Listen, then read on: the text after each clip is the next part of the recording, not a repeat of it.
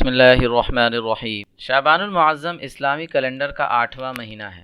روایت سے معلوم ہوتا ہے کہ یہ مہینہ اسلامی مہینوں میں ایک خاص اہمیت کا حامل ہے، لیکن ہم نے اس مہینے میں بھی ایسی بدعات و خرافات ایجاد کی ہوئی ہیں کہ ہم اس کی فضیلت اور برکات سے محروم ہوتے چلے جا رہے ہیں۔ تو آئیے اس مہینے کی فضیلت اور اس میں کی جانے والی بدعات کے بارے میں جانتے ہیں۔ شعبان المعظم کی کیا فضیلت ہے؟ حضرت اسامہ بن زید رضی اللہ عنہ بیان کرتے ہیں کہ میں نے نبی کریم صلی اللہ علیہ وسلم سے عرض کیا، اے اللہ کے رسول صلی اللہ علیہ وسلم، میں نے آپ کو کسی مہینے میں اتنے روزے رکھتے نہیں دیکھا جتنے آپ شعبان میں رکھتے ہیں۔ آپ صلی اللہ علیہ وسلم نے فرمایا، یہ وہ مہینہ ہے کہ رجب اور رمضان المبارک کے درمیان آنے کی وجہ سے لوگ اس سے غفلت کر جاتے ہیں، حالانکہ یہ وہ مہینہ ہے کہ اس میں رب العالمین کے ہاں انسانوں کے اعمال پیش کیے جاتے ہیں۔ میں چاہتا ہوں کہ میرے عمل پیش ہوں تو میں روزے سے ہوں۔ ایک دوسری روایت میں ہے کہ حضرت عائشہ رضی اللہ عنہ فرماتی ہیں کہ میں نے آپ صلی اللہ علیہ وسلم کو نہیں دیکھا رمضان کے علاوہ کسی اور مہینہ میں زیادہ روزے رکھتے ہوئے سوائے شعبان کے۔ اس کے علاوہ اور دوسری روایات سے معلوم ہوتا ہے کہ اس مہینے کی 15ویں شب خاص اہمیت کی حامل ہے۔ اس رات میں اللہ تعالیٰ اپنی مخلوق پر خاص نظر کرم فرماتا ہے اور مغفرت و عطا کا سلسلہ عام ہوتا ہے۔ آپ صلی اللہ علیہ وسلم کا ارشاد ہے، بے شک اللہ تعالیٰ متوجہ ہوتا ہے شعبان کے آدھے مہینے کی رات کو اور اپنی تمام مخلوق کی مغفرت فرما دیتا ہے سوائے مشرک اور کینہ رکھنے والے کے۔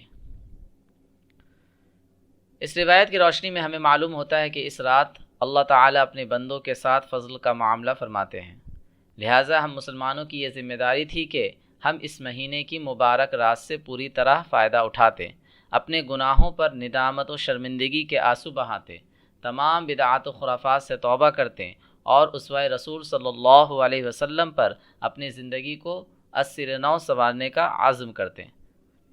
مگر افسوس کہ اس مہینے کی اتنی مبارک رات کو بھی بہت سے مسلمانوں نے تفریح و تماشے، ہلڑ بازی، آتش بازی کا ایک ذریعہ بنا لیا ہے اور اس بابرکت رات کو باقاعدہ ایک اسلامی تہوار کی شکل دے دی ہے۔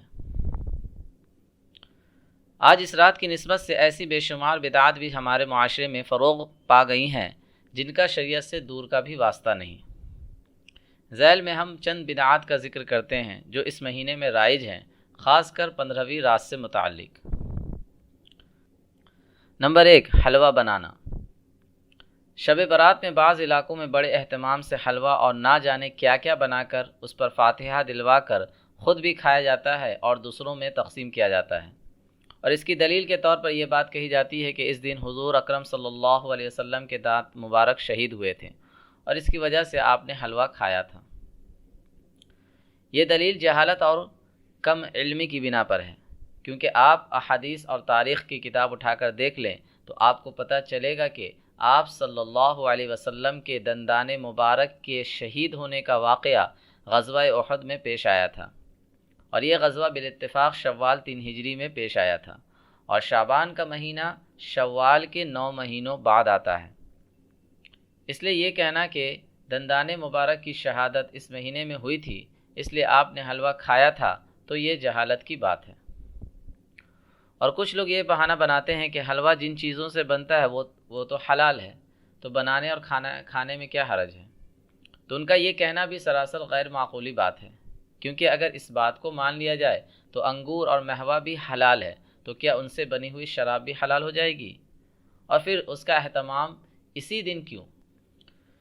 حقیقت یہ ہے کہ اصل مسئلہ حلوہ کھانے نہ کھانے کا نہیں ہے، بلکہ اس عمل کو دین کا حصہ اور ثواب کی امید سمجھ کر بڑے اہتمام اور جوش و خروش سے کیے جانے پر ہے۔ شریعت میں اس دن اس طرح کا کوئی عمل ثابت نہیں ہے، اس لیے حلوہ بنانے اور اس کا اہتمام کرنے کو بدعت اور ناجائز کہا گیا ہے۔ کیونکہ فقہ کی کتابوں میں آیا ہے کہ ہر وہ عمل جو جاہلوں کے نزدیک سنت و واجب کی حیثیت رکھنے کا سبب بنے مکروہ ہے۔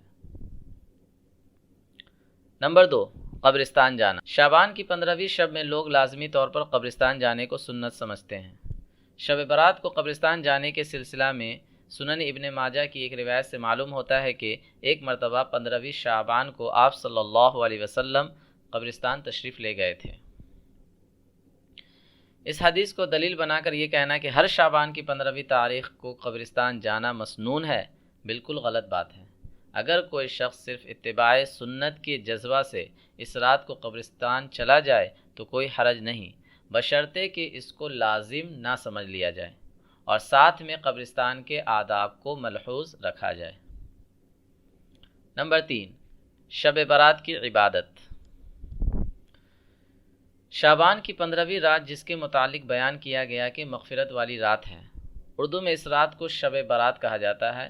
شب کے معنی رات اور برات کے معنی عذاب سے آزاد ہونے کے ہیں۔ اس رات میں لوگوں نے اپنی جانب سے بے بنیاد احادیث کو دلیل بنا کر عبادات کی الگ الگ شکلیں رائج کر رکھی ہیں جن کا احادیث میں کوئی ثبوت نہیں۔ مثلاً بعض علاقوں میں اس رات کو مغرب کی نماز کے بعد یاسین شریف کا اجتماعی دور ہوتا ہے۔ پہلی بار پڑھ کر لمبی عمر کی دعا مانگی جاتی ہے، دوسری بار پڑھ کر رزق کی زیادتی کی دعا مانگی جاتی ہے، تیسری بار پڑھ کر آفات و مشکلات سے حفاظت کی دعا مانگی جاتی ہے۔ اسی طرح خاص طریقہ پر 4 یا 6 رکعات یا اس سے بھی زیادہ پڑھنا، جس میں کچھ خاص صورتیں خاص تعداد میں پڑھی جاتی ہیں۔ ایسی نمازوں کے متعلق معلوم ہونا چاہیے کہ شریعت میں ان کا کوئی ثبوت نہیں، نہ ہی حضور صلی اللہ علیہ وسلم سے، نہ صحابہ رضی اللہ عنہ سے یہ عمل ثابت ہے۔ اسی طرح نئے کپڑے پہننے کا اہتمام اور اس رات کی ابتدا میں کھانا تقسیم کرنا بھی ثواب کا کام سمجھتے ہیں۔ شب برات میں کیے جانے والے یہ تمام اعمال اگرچہ بہت اچھے اور قابل تعریف ہیں، لیکن شب برات میں ان کو ضروری سمجھنا، ان کی خاص شکلیں اختیار کرنا، بڑھا چڑھا کر اہتمام کرنا اور دوسرے دنوں کے مقابلہ میں اس دن ثواب کی زیادتی کی امید رکھنا خلاف شریعت ہے، کیونکہ شب برات میں ان میں سے کسی بھی خاص عمل کا ثبوت اور کسی خاص اجر کے ثواب کا تذکرہ نہ احادیث و سیرت میں موجود ہے اور نہ اقوال صحابہ و تابعین میں ہے، اس لیے یہ اعمال بدعت میں شمار کیے جائیں گے۔ روایت میں صرف اتنا اشارہ ملتا ہے کہ اس رات میں خود کو کسی بھی مسنون عبادت میں مشغول رکھنا چاہیے اور اس کے قیمتی لمحات سے فائدہ اٹھانا چاہیے، جیسا کہ آپ صلی اللہ علیہ وسلم کا ارشاد ہے کہ جب شعبان کی 15ویں شب ہو تو اس کی رات میں قیام کرو اور دن کو روزہ رکھو۔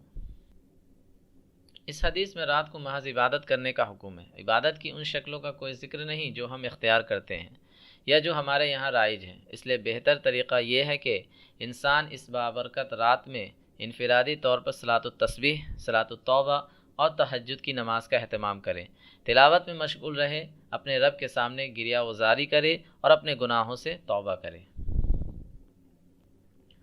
اللہ تعالی ہمیں اس مہینے کی فضیلت حاصل کرنے اور ان بدعات و خرافات سے بچنے کی توفیق عطا فرمائے، آمین۔